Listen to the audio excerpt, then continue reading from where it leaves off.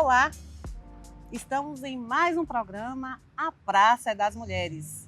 E hoje a nossa convidada especial é a professora Talamira Taita, ela que é professora da Universidade do Sudoeste da Bahia, a UESB, e estará hoje aqui falando um pouco da sua trajetória.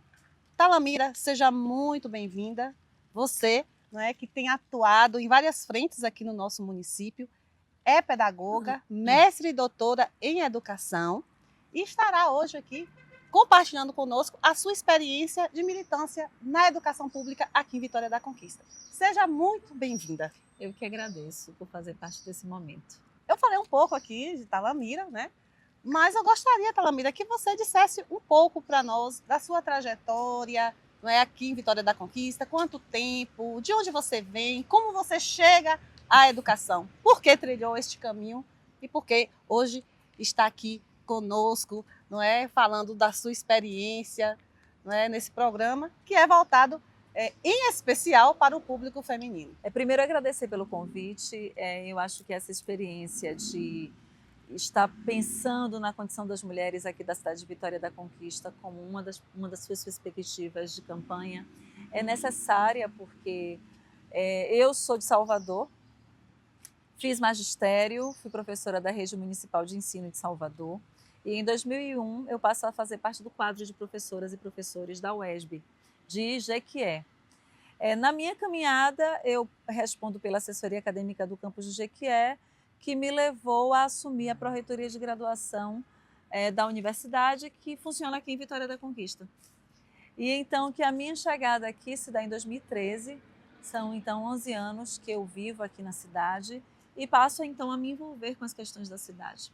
E uma das questões que me envolvo é com o Fórum Municipal, na verdade com o Plano Municipal de Educação ali entre 2014 e 2015, acompanho a construção de algumas metas relacionadas à educação superior, pela própria condição de ser pró-reitora, né, responder pelo pró-reitorado de graduação e, naturalmente, pelos cursos de licenciatura da universidade e do Programa Especial de Formação de Professores, né, o PARFOR e o PIBID, e tantos outros tentáculos, né, que a gente costuma construir para fazer universidade pública e formar professores para a região.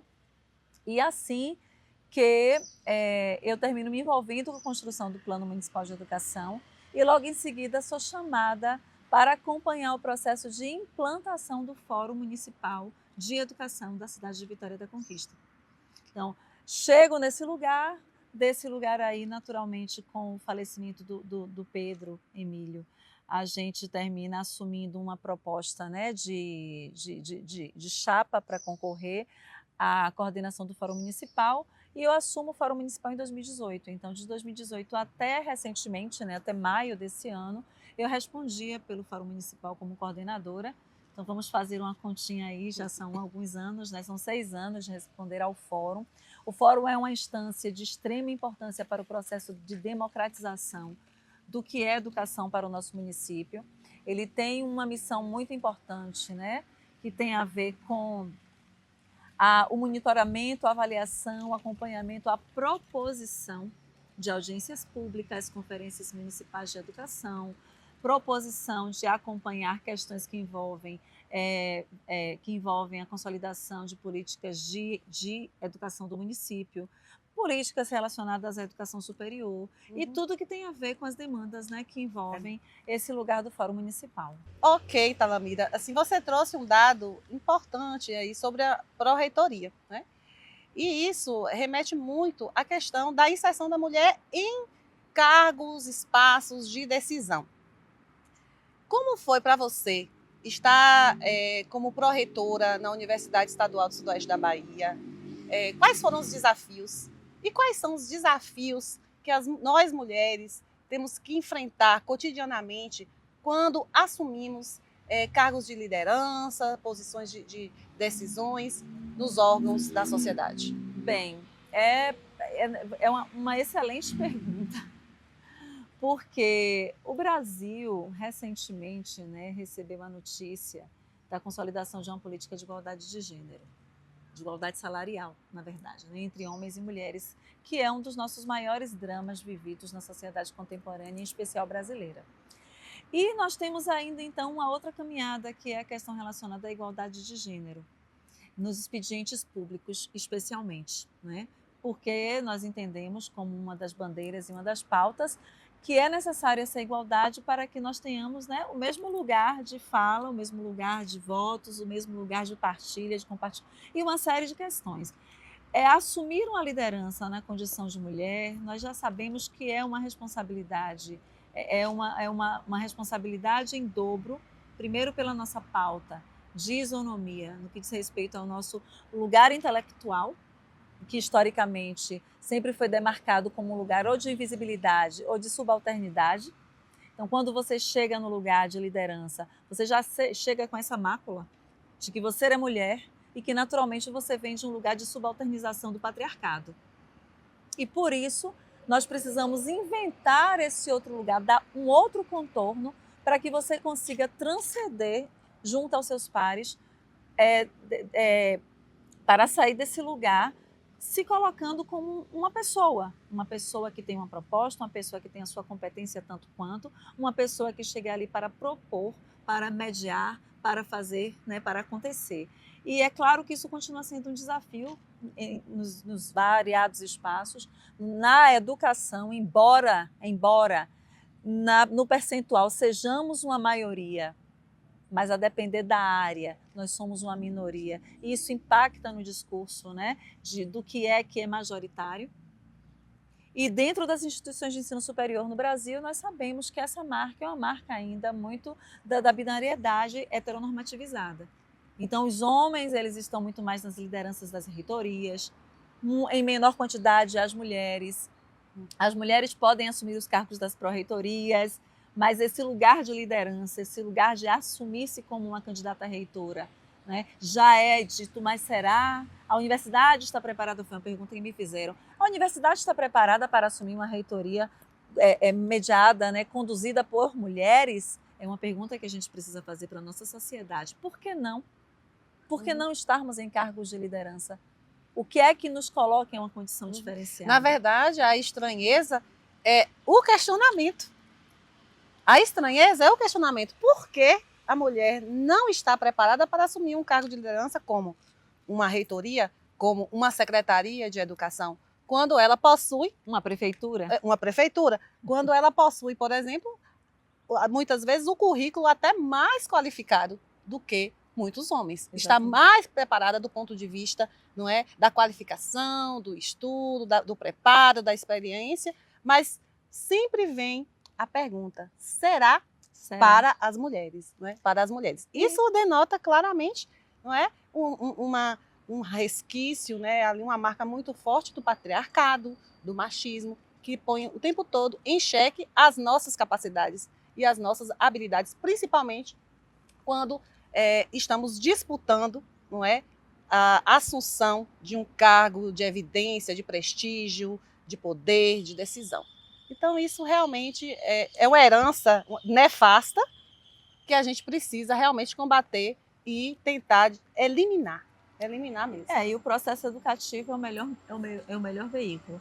Quanto mais você tem uma universidade, quanto mais você tem um espaço que propicie experiências mais democráticas, que propicie experiências de maior valor a esses diálogos entre gêneros, né? Nós estamos falando aqui da binariedade, mas isso daí é um modelo, né? Uhum. A heteronormatividade, ela é um modelo, mas que nós precisamos naturalmente romper com esse modelo para cuidar de outros formatos de pensar e viver a experiência social. Exatamente, perfeito, Talamira.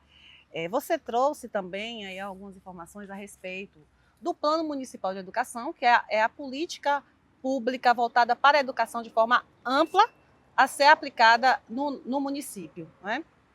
E você trouxe também que você integrou aí o Fórum, né, o Fórum Municipal de Educação, que é o órgão responsável pelo monitoramento da política pública, não é, educacional no município. Inclusive esteve na coordenação, não é, do fórum aí por 6 anos, desenvolveu o seu trabalho, lógico, é um órgão colegiado, ali mediando ali as relações e as tensões. E essa semana nós tivemos a 4ª audiência pública da educação, uma audiência onde houve o debate sobre as metas e estratégias do Plano Municipal de Educação, que é uma lei que precisa, inclusive, ser observada, ser cumprida pelo gestor municipal, pela prefeita, pelo secretário e assim por diante. E que nós temos observado que muitas metas não foram alcançadas, não foram atingidas, muitas estratégias não foram atingidas. Sobretudo, aqui eu falo porque estou licenciada do sindicato, mas sou presidente do sindicato licenciada, sindicato de professores, e tenho propriedade para dizer que as metas no que concerne, por exemplo, a valorização profissional, elas não foram atingidas, elas não foram cumpridas em nenhuma delas. Muito pelo contrário, houve um retrocesso sobretudo nos últimos 8 anos, né? Indo aqui para 8 anos, sobretudo nos últimos 8 anos, houve, na verdade, um retrocesso no que diz respeito à valorização profissional, sobretudo dos professores municipais, né? E que o SINP tem, enquanto entidade, alavancado essa luta, essa bandeira, acompanhado, denunciado para a sociedade, denunciado para os órgãos de fiscalização, mas que poucos avanços nós obtivemos, inclusive nenhum diálogo com o poder público municipal. Eu gostaria que você fizesse aqui um balanço, uma avaliação a respeito da política pública educacional aqui em Vitória da Conquista, como foi a sua atuação no fórum, quais foram os avanços, quais foram os entraves, né? Como foi essa sua trajetória à frente do fórum. Bem, é necessário lembrar que o fórum, como um movimento social, eu considero muito o fórum nesse lugar, porque é o lugar onde nós temos várias representações de vários grupos, né? Para poder entender o que é o processo de implementação de um plano decenal de educação, né? São 10 anos que a gente trabalha com metas e estratégias. Então, nós não sabíamos fazer fórum, porque o fórum nasce com a lei do PME, né? Em 2015, e daí você vai num processo de consolidação do fórum. Então, a primeira coisa que a gente tentou fazer durante esses 6 anos foi de fazer com que o fórum se tornasse um lugar reconhecido pela sociedade conquistense, como um lugar de espaço de expediente político para pensar o processo de implementação do Plano Municipal de Educação. Fácil? Não, porque nada que começa nessas condições de democratizar e democratizar-se é fácil. A democracia é um processo que não está no outro. Ele é construído mutuamente, né? E mais ainda dentro da nossa cabeça. Então, introjetar que o espaço do fórum não pertence a partido político, não pertence a prefeito ou a prefeita, não pertence a nenhum integrante desses plenos poderes, é o maior desafio. E isso nós podemos fazer, né, historicamente aí, vários exemplos de expedientes que terminam se tornando uma extensão daquele órgão mentor, subsidiador econômico, que é o caso, por exemplo, da Secretaria Municipal de Educação, que ela está no regimento do fórum como sendo aquela que ampara financeiramente as demandas do fórum, mas o fórum não é de pertença da Secretaria de Educação, o fórum é de pertença do povo. E é ao povo, então, que esse fórum precisa se voltar para atender e atentar às demandas do povo. Então, por exemplo, quando um grupo convoca o fórum para participar de alguma manifestação pública em prol da educação do município, em tese, o fórum, por pertença ao povo, tendo um objetivo para o povo, não tem o porquê do fórum se manifestar contrária. A participação dele, o apoio, né, a emergência de apresentar-se como a favor de uma discussão democrática ou de uma bandeira democrática pela educação do município. Por quê? Porque o fórum não é de pertença particular. O fórum é de pertença plural, é de pertença da sociedade conquistense e é a qualidade dos membros que ocupam esses assentos que faz com que o fórum torne-se cada vez mais de pertença da comunidade e, em especial, da comunidade de Vitória da Conquista. Agora, acho que nós avançamos muito porque o fórum tem sido muito requerido a se apresentar nesse lugar. Então, como o exercício dele agora é se apresentar nesse lugar, ele vai ter que parar para pensar qual é o lugar que, de fato, ele quer ocupar nesse chão democrático. E eu espero que seja, né, em pró da população de Vitória da Conquista. Perfeito, Talamira. Nós temos observado, né, desde a LDB, na verdade, desde da Constituição Federal de 1988, e aí logo após com a LDB, sendo criados esses espaços de participação democrática da população. Né? A participação popular dentro dos espaços que discutem e que fazem e que criam as políticas públicas. Isso nas diversas áreas e, sobretudo, na educação. Só que, por outro lado, nós também temos observado uma espécie de aparelhamento desses espaços pelos governos. Sim. Porque não se pode fugir à lei, não é, de implementação desses espaços democráticos, mas, ao mesmo tempo, eu faço uma avaliação que se tenta burlar.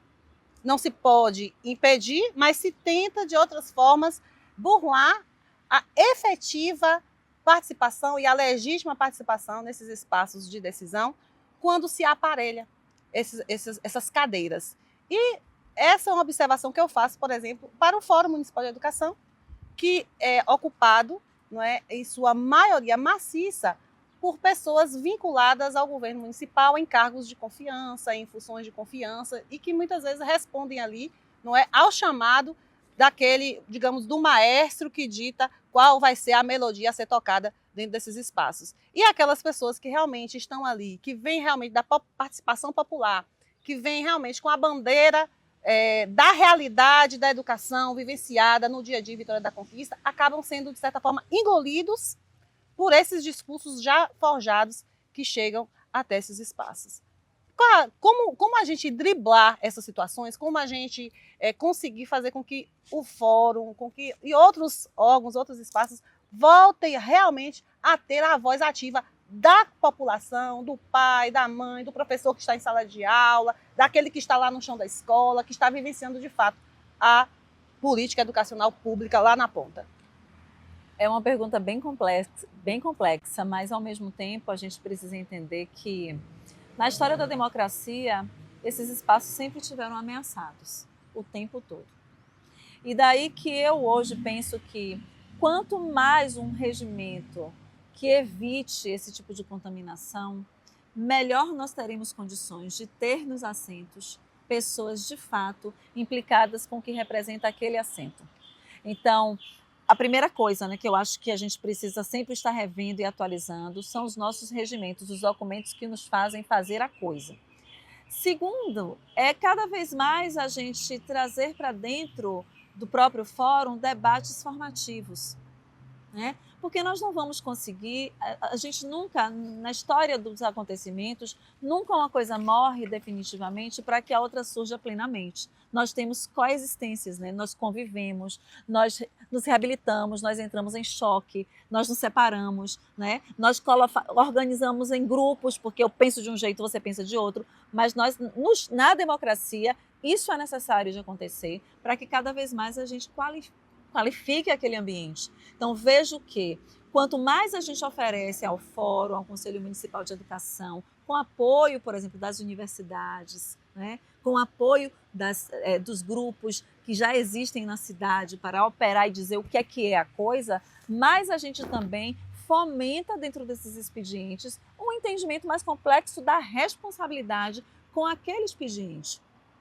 da responsabilidade de responder a se nós temos aqui no nosso convívio reconhecidamente o espaço em que a nossa carreira não está sendo bem observada, não está sendo bem atendida, conforme nós temos uma lei orgânica nacional, ou estadual, ou ainda municipal, isso precisa ser de compreensão dos membros que estão ali dentro, independente do seu movimento de ter chegado ao fórum.